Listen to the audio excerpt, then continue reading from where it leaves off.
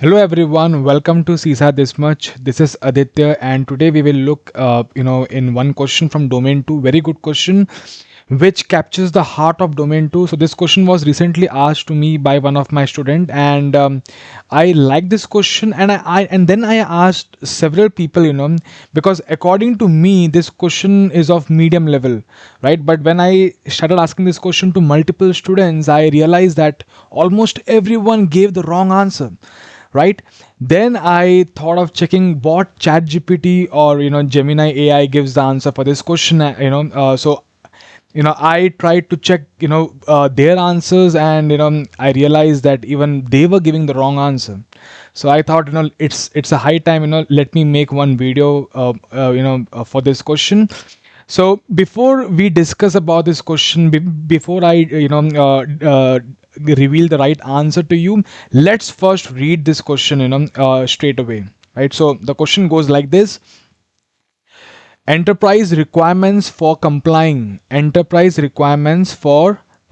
with adopted global security standards are primarily determined by option number A, internal compliance; option number B, legal compliance; option number C, regulatory compliance; option number D, contractual compliance. So here I will just take a small pause, and you guys can think for the right option over here, right? So let's take 3-second pause. All right. So I hope that everyone will get the right option. However, before we discuss the right option, before we discuss what exactly this question is trying to ask, before I discuss, because this question is again repeated, there is one more question similar to this question which we have discussed in the previous video, which was top 20 questions on data privacy. If you haven't watched that video, you can go back and you can search for that video in our channel. There also we have discussed similar kind of question, right?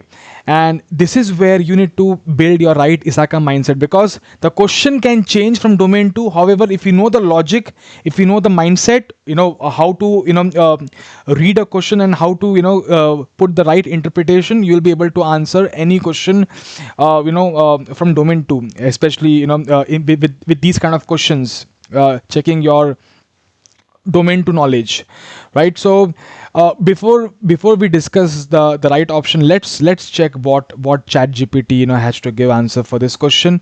So let me just open this ChatGPT thing, and I have already asked this question to ChatGPT, and I asked, can you please answer this CISA exam question? And it says the correct answer is regulatory compliance, right? So many people, I'm sure that many people watching this video might have gone with regulatory compliance or the legal compliance option, right? So even ChatGPT is saying that the answer should be regulatory compliance, and it says that the regulatory compliance is the dominant driver. Then I asked, are you sure? And it says yes, regulatory compliance is the correct best answer for CISA exam, right? And it says that the regulatory requirement, because they override internal legal and contractual consideration, right? And it also asked me, I can walk you through similar CISA style question, right? So I have also asked the same question to Gemini AI, the same question, same thing I have put in the input. So again, even Gemini AI is saying the answer should be regulatory compliance. And again, I asked the same thing, are you sure? And it says yes, I am sure, right? Again, it's saying yes, primary thing, it should be regulatory thing, regulatory compliance, right? So yes. So all right. So we have seen what ChatGPT and Gemini AI is answering, but let's get to the right option. However, before getting to the right option, let's also understand what the question is trying to ask over here. All right. So let's again read the question. Okay.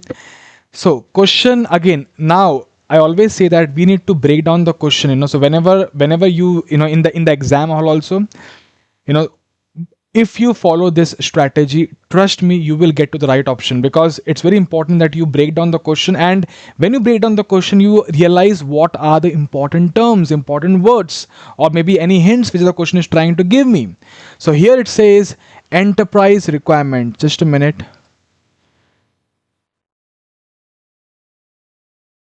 Yes. Enterprise requirement. What do we mean by enterprise requirements? Companies need, right? For complying with the adopted global security standards. Global security standards like your ISO 27001, your NIST CSF 2.0, right? So all these are what? Global security standards, right? Are primarily determined by internal compliance, legal compliance, regulatory compliance, and contractual compliance. Now it's a time to break down the question. What exactly the question is trying to ask? The question is saying, what is the ultimate or the main reason that determines a company will implement global standards, for example ISO 27001? Ultimate reason, the main reason, the primary reason. Again, I am further breaking the question down. Out of again, the question is indirectly asking you, out of all the influences, there could be a lot of influences for the company to go and adopt global security standards. Out of all influences, like the laws or the contracts or the internal decisions, which one is the primary factor?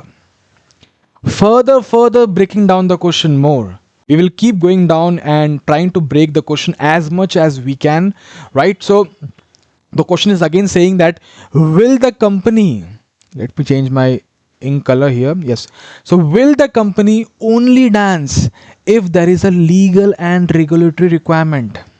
Think on it.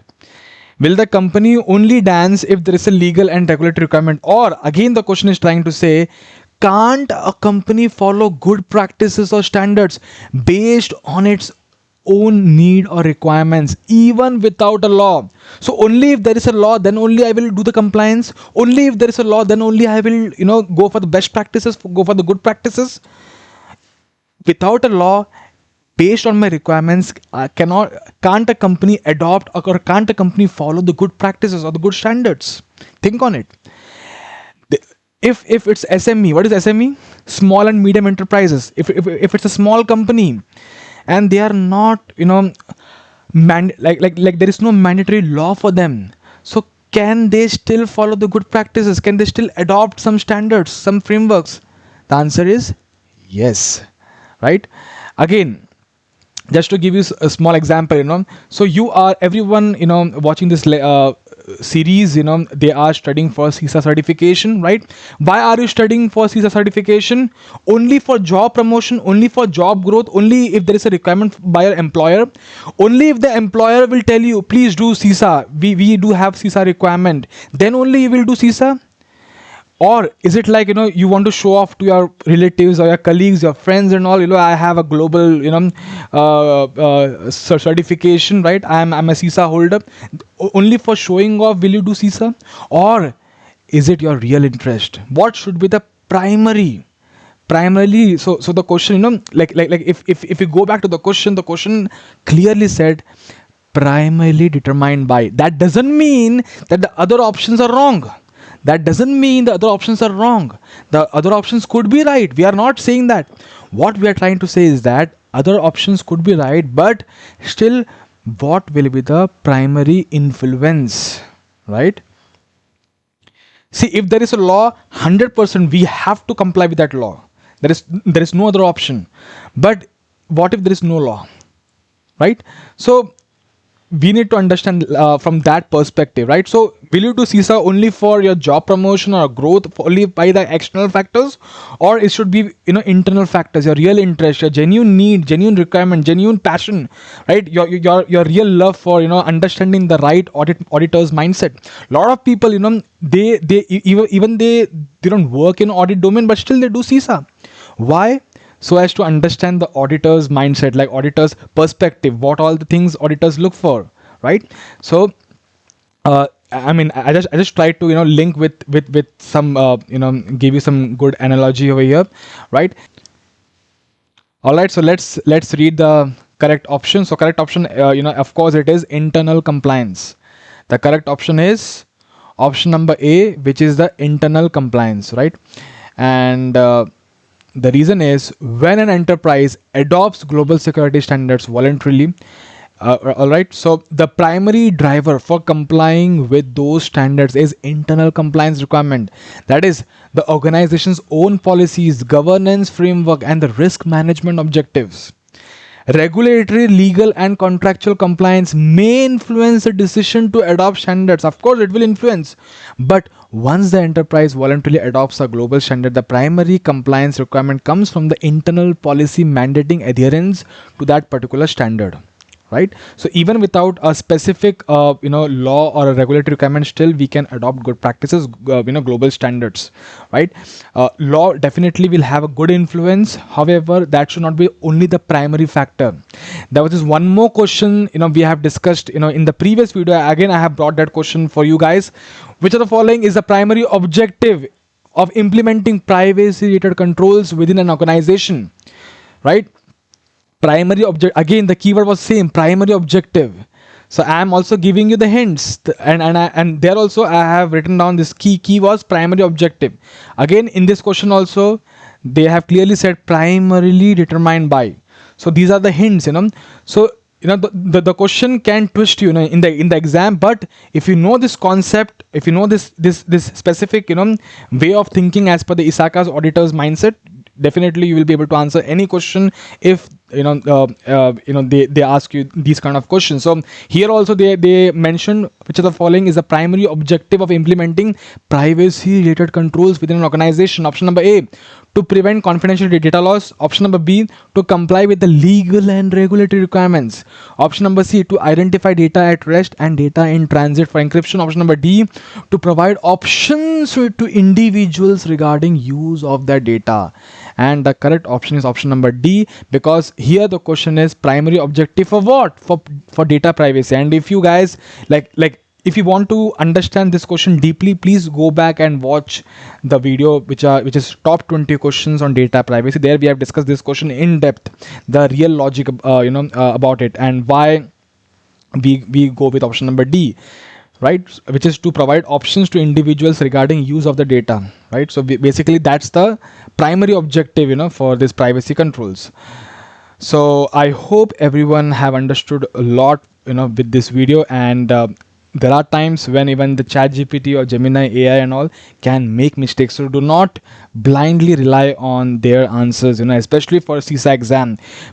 Other exams, again, even there also sometimes they give the wrong answer. However, for CISA exam, it's very important to have the right auditor mindset, right? So the correct option over here was internal compliance. Thank you.